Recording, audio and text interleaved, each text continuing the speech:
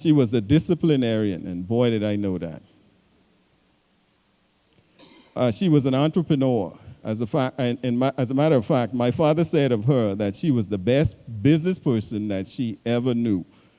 My sister said that even her, with a master's degree in psychology, had to borrow money many times from my mom. She didn't know where she got it. Another sister said, Mom, she went to the grave with her owing money, and Mom just said, don't pay it back.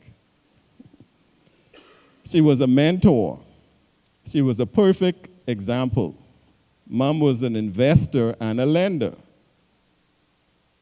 She was God sent. She taught you how to love your children. She taught you how to love your neighbors. She taught you how to love even your enemies.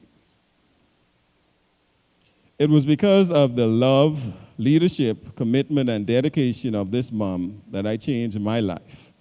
I specifically remember making the decision at the age of 9 when I decided that I was going to be a changed person and that I was no longer going to be one who was rude or backtalk, that I would start listening.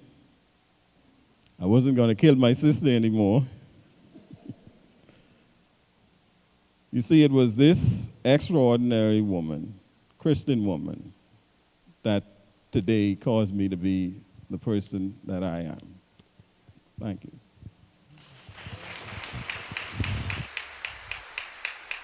Interesting enough. The writer in Proverbs chapter 31, in describing the excellent godly mother, the excellent woman, says this: an excellent wife, who can find her?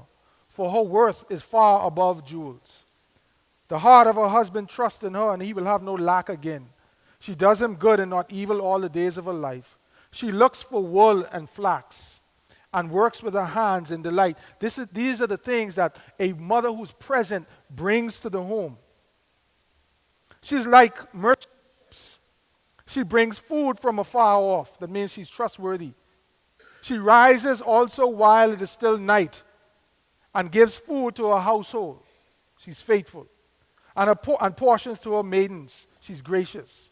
She considers a field and buys it. She's an investor. She's a planner. From her earnings, she plants a vineyard and girds herself with strength and makes her arms strong. She senses that her gain is good. Her lamp does not go out at night. She stretches out her hands to the distaff, and her hands grasp the spindle. She extends her hand to the poor, and she stretches out her hands to the needy. She's not afraid of the snow for her household, for all her household are clothed with scarlet. She makes coverings for herself. Her clothing is fine linen and purple, which means that she does all of this hard work and she looks good doing it. Her husband is known in the gates, and when he sits with the elders of the land, she makes linen garments and sells them. She supplies belts to the tradesmen. Strength and dignity are her clothing. And she smiles at the future. She opens her mouth in wisdom, and the teaching of kindness is on her tongue. She looks well to the ways of her household and does not eat the bread of idleness. Now listen to this. Her children rise up and call her blessed. When godly motherhood is present, we experience all of those things at the very formative years of our lives. We know what it is to love the poor and have mercy on people by what we see in our parents. We know what it is to give and work hard by what we see as an example in our parents. Because godly motherhood, presence matters.